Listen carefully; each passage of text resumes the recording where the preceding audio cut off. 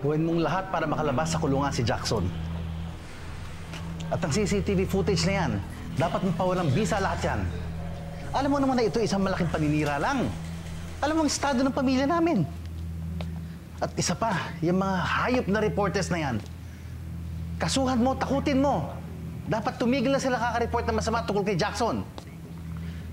At tandaan mo, si Jackson ang may dala ng apelido ko.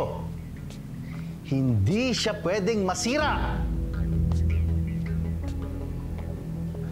At ikaw, anong ginawa mo? Sinira mo ang pamilya natin. Sa katiting na threat sa'yo ng kapatid mo, siniraan mo siya. Ito tandaan mo, maski ilang beses mo siya siraan, maski ilang beses mo siyang i-frame up, hindi mo makakuha ang pwesto niya sa kumpanya. At hindi ko ibibigay sa'yo. Wala akong pakialam sa mana o sa posisyon. Huwag niyo lang pagtakpan ang mga kasalanan ni Jackson. Kanina lang, muntik na niyang patayin si Steffi. Ano naman ang kinalaman niya sa babaeng yun? At ba't siya sasaktan yun? Wala. Nakita niyo to? Ito yung pinainom niya kay Steffi. Buti na lang, konti lang ang nainom ni Steffi. Kaya hindi pa nakamamatay. Iinumin ko to sa harap mo ngayon. Uubusin ko. Kapag walang nangyari, taboy niyo na ako bilang isang sinungaling na anak. Pero kapag namatay ako, pagbayaran niyo si Jackson sa lahat ng mga kasalanan na nagawa niya. Marami na siyang masamang nagawa. Halimaw siya. Hindi niyo na siya kilala.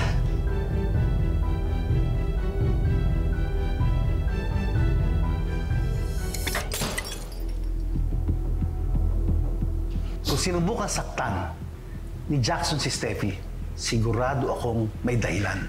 Walang dahilan ng pagpatay ng isang tao, Dad.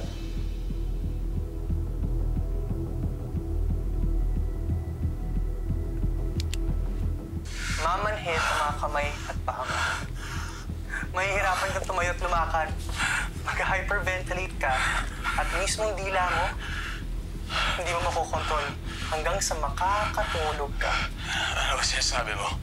Mamayang gabi, matatagpuan ka sa highway, magmumukhang drunk driving accident ang pagkamatay mo. Matagal ko nang hinihiling na sana hindi ka pinanganak. Dahil panganay ka, binibigay sa ni Papa lahat. Pero pag wala ka na, ako naman ang magkakaroon ng pagkakataon.